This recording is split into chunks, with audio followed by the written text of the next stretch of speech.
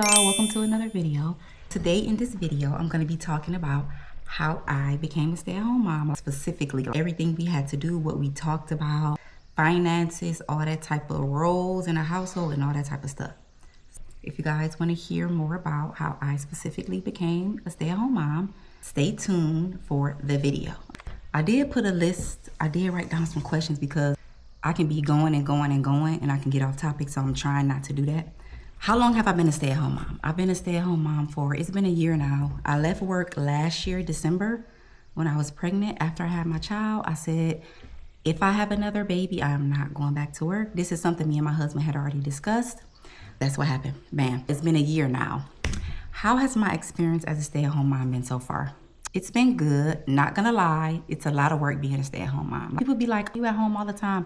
When you're at home, like actually, you see everything. You're literally doing something all day. I homeschool on top of that. So it's like I'm doing stuff all day. I never really get to sit down and like chill. Only reason I'm sitting down now because the baby's sleep. My boys are in their room. My husband is at work. He should be coming home in a minute. Other than that, like, you never really get a chance to sit down and relax. It is some perks. I used to have to get up like at 4:45 to go to work. I had a 6 a.m. job. I had to be there at 6 a.m. I worked there for what, 7 or 8 years? That's something that I don't miss, getting up early in the morning because I'm not an early person. It doesn't matter how long I work there, y'all. I would never be a morning person. I'm so sorry. I was literally late almost every day. Not super late. I was like 10 to 15 minutes late every day. I lived so far from my job. I had to drive like 45 minutes to work because we moved. Before we were a little closer, we moved a little further down. No, I don't miss getting up early. I'm home, so literally I can do anything. Some days I just get up and take my kids to the library. Some days I just get up and go for a walk. I'm enjoying that, and that's all thanks to my husband because he's the one that actually has to get up and go to work. So that brings me to my first point. If you do have a spouse or if you do have a partner, this is something that you and your partner have to agree upon. You being a stay-at-home mom. If your partner doesn't see you as being a stay-at-home mom, or if they don't want to take on the burden of just being the person working, then it's not gonna work, because when you're a stay-at-home mom, like, you and your partner have to have a cohesion. You and your partner have to agree on things. If they don't see you being a stay-at-home mom, or if they don't wanna see you have that life, then it's literally not gonna happen, because they're not gonna take on the working part of going to work and you at home. If they don't see that vision for you, then it's not gonna happen. That's the first part. When I first met my husband, we've been together, I don't even know, y'all, 13 years, 13 or 12 years. I told him that from the jump, from the beginning, like, oh, I wanna homeschool my kids, I wanna be a stay-at-home mom. So he already had that in his head. I wanna say maybe 3 or 4 years ago, we had sat down and we had talked about that.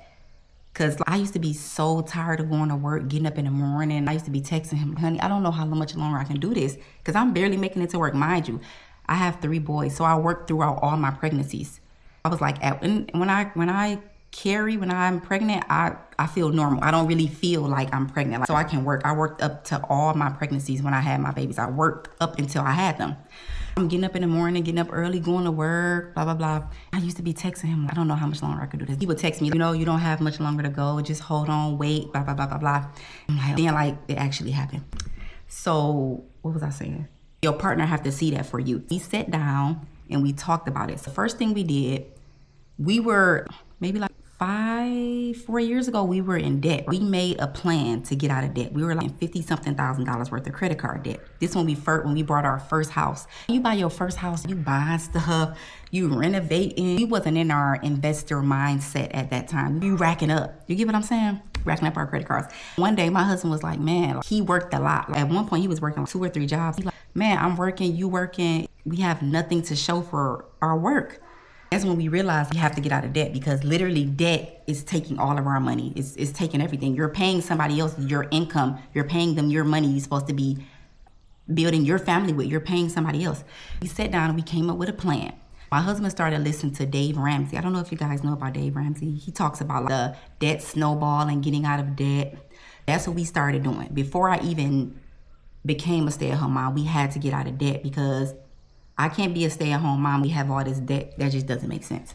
Maybe 4 years ago, we got out of our $50,000 worth of debt. My husband worked 3 jobs. I worked like we were just grinding. We didn't go out to eat. We didn't go nowhere. We didn't do anything. We didn't do anything, y'all. That's just basically what you have to do if you want to be successful. You have to grind. You have to get yourself out of situations. That's what we did. I wanted to be a stay-at-home mom. We wanted to get out of debt. We wanted to save money, so that's what we did. We got out of that debt. And then we started thinking investor mindset. Well, my husband, he started thinking investor mindset. That's another thing. Like, as a stay-at-home mom, you have to have a spouse who's thinking of ways to better their family, or they're always thinking of ways to be successful. That's my husband. He's always thinking of things to do. His mind is always working on how to better his life, and his family's life. Basically, we told ourselves when we get out of debt, we were going to buy our first investment property. So that's what we did. We got out of our $50,000 worth of debt. We bought our first investment property in Detroit. I'm from Detroit. So we actually went to Detroit. We visited because I still have family that we were visiting. We bought our first duplex. If you don't know what a duplex is, it's like a one house, but it has 2 units. We bought our first duplex in Detroit. That was our first investment property. Basically, that's our mindset. We want to create passive income. Real estate is a great way to create passive income. That's what we did. We bought our first property. We vowed to ourselves that we would buy a property every year, even 2 if we could. This is the beginning of us figuring out how to create passive income so I could stop working. Because the point is, if I'm working, I'm filling a gap with my paycheck. So we have to figure out a way that my gap can be filled without me working. This was the beginning of us figuring that out. Basically, we sat down and we figured out how much money I was bringing into the household and how much money we would have to supplement my paycheck for me to stay home. That's what we worked on first. We did that. I continued to work. We actually brought another house in Florida. So we started renting out our first home. We brought this home. This home we have, it has 2 efficiencies. If you guys don't know what efficiencies are, they're like, how can I explain it? It's like mini apartments. It's like renting a room. They both have kitchens and bathrooms and stuff like that. On this house, on this side, we have 2 efficiencies. So that's why we brought this house. We're just figuring out ways how to bring in passive income, because remember, the goal is for me to stop working first. See, my husband's he was okay with working so I can stop working. That's what I'm talking about when you need a partner who's okay with still going to work while you're not working. Eventually, I don't want him to work either. We're working on that. Basically, that's what we did. We moved out here. I was still working. And mind you, I have 2 boys. I have an 11-year-old and I have an 8-year-old. I wanted a girl. My husband did not want to have another baby. I was begging him for like 2 years to have another baby. His brain, he like, have another baby. Like, who's gonna watch this? He think he's being logical and I'm being fantasy. Like, oh, I want a girl. It's gonna be a girl. Not knowing if it's gonna be a girl. He was like, oh, if we have another baby, then what? I was like, well, I was gonna be a stay-at-home mom. I wanted to homeschool. By this time, my boys are being homeschooled. We're paying someone to homeschool them, because that's how bad I wanted to homeschool them, because I knew someone, her name is Miss Chantel. She homeschooled all her kids. Yet I asked her to homeschool my kids. I paid her every month. They loved it because they're around kids their age. At this time, she's homeschooling them. I want to have another baby. My husband like, no. He finally caved and we had another baby. Thought it was going to be a girl. I don't know why. I just had my brain like, it's going to be a girl. I ended up being a boy, y'all. I told my husband, I said, if I get pregnant, I'm not going back to work, because I don't really have the help or the family to come down here and help me. Nobody's going to come help me. I was like, I'm not going to be able to go back to work. I don't want to put my baby in daycare. I did that before. I've been there, done that. So I don't want to do that. He was like, oh, we really have to get this thing going as far as you staying home. Cool. By this time, we had the house down there. We had our first house. We had this house. We have efficiencies. By this time, we have 3 more houses in Detroit. So that by that time, we had all that extra income coming in. We was doing Turo. We have Turo vehicles. So we had all that extra income coming in. We sat down and we figured out, my check is basically being supplemented. Right? And he was like, you can go back to work if you want to. You really don't have to. I really couldn't, because daycare is so expensive. They're not open on the weekends, so I wouldn't even be able to go to work on the weekends. So it makes sense.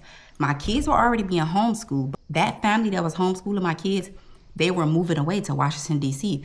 At that point, I'm like, now I have to homeschool my kids. I was gonna do it. I kind of I was gonna plan it out, but it fell in my lap. By that time, I'm pregnant.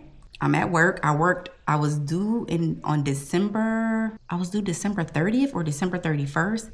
So by that time, I'm like, okay, yeah, like Yeah, leave is finished.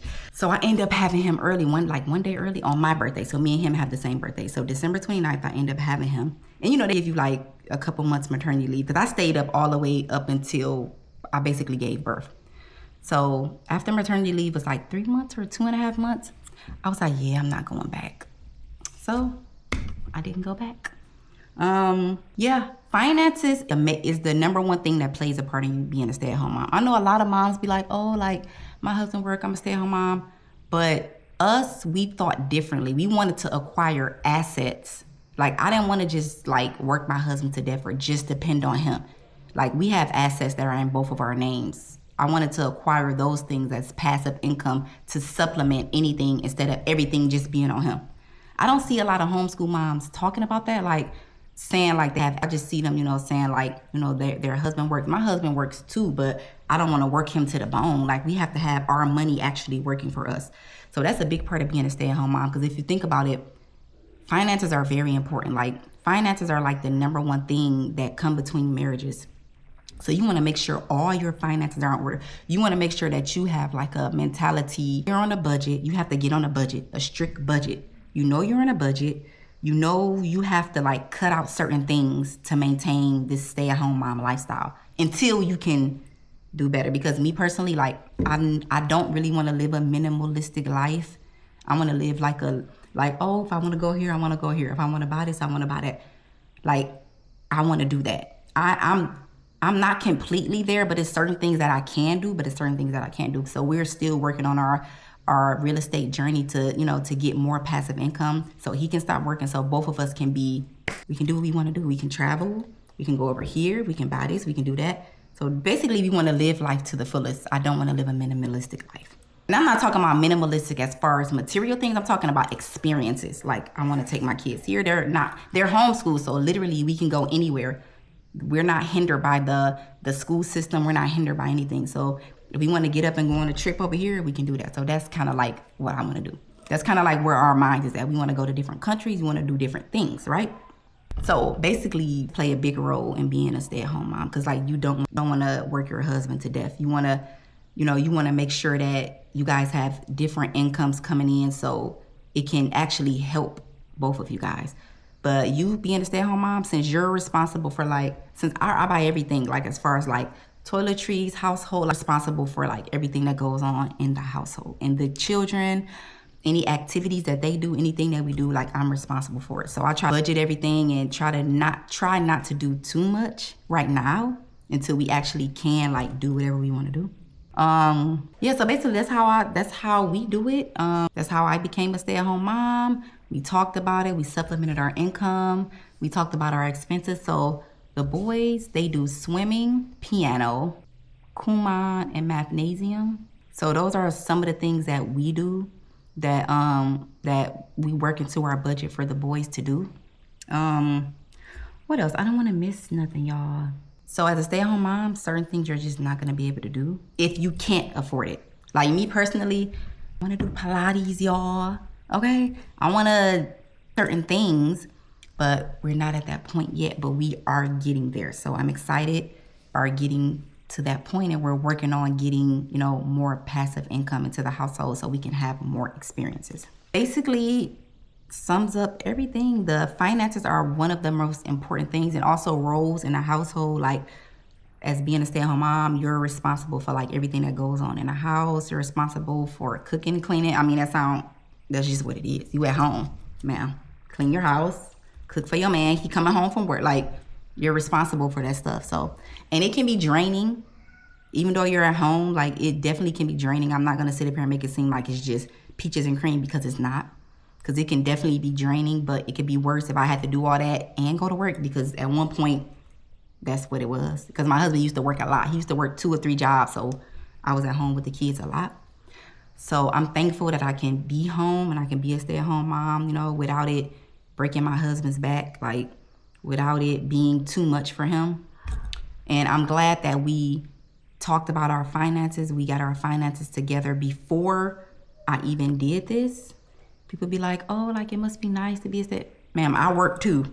Like, people forget, like I put in the work too.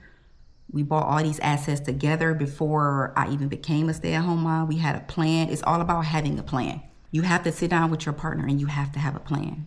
A plan is very important, especially when it comes to finances. Because, you know, everybody get a little weird when they start talking about money, which you shouldn't, because money should be talked about more with your children, with your spouse. If you're in a relationship together, you should not be hiding money, or you should not be like not telling your partner, because if you guys are married or if you're together, you want to be together, that's something that you guys should discuss. Money is very important, especially if you want to be a stay-at-home mom, because the finances are all going to matter because you're not bringing in any income. So we have to talk about things like, what are you spending your money on? What can be cut out? What the budgeting, that stuff is very important, right? It makes sense. So my advice, to try to get with your partner, you know, talk to them about how they feel about you being a stay-at-home mom. You know, what would it look like as far as the finances, you know, where you guys can supplement your income. Can you start getting out of debt? Can you start investing in, it's so many different investments you can do to make your money work for you. All that, you gotta talk about all that stuff before you even think about it. You know, if you don't have those type of finances yet, right? Yeah, let me make sure I'm not forgetting none, y'all. Let me look at my paper. I think that's it. Assets. Yes, let me know if you guys have any questions. I'm trying to make sure I don't forget nothing, y'all. I don't think I'm forgetting anything. So basically, yeah, to your partner and see what they're thinking. If you guys are on the same thought waves, the thought patterns, that's very important. You and your partner have to be thinking the same. Because if you're over here thinking one thing and they're over here thinking another thing, you're supposed to be working together. Yeah, that just doesn't make sense. That's it. I think that's it, y'all. If you guys have any questions, drop it in the comments and let me know if I missed anything, if I wasn't specific enough. Thank you guys for watching. If you like this, be sure to follow me for more. Subscribe to my channel. I'm going to be dropping another video. I'm going to try to drop a video every week of different things. I don't want to just sit up here and just be talking all the time, y'all. I want to actually go places and show y'all things that we be doing, me and my children be doing, like on our homeschool field trips and stuff like that. So we're going to do more of those videos. So yeah, thank you guys for watching.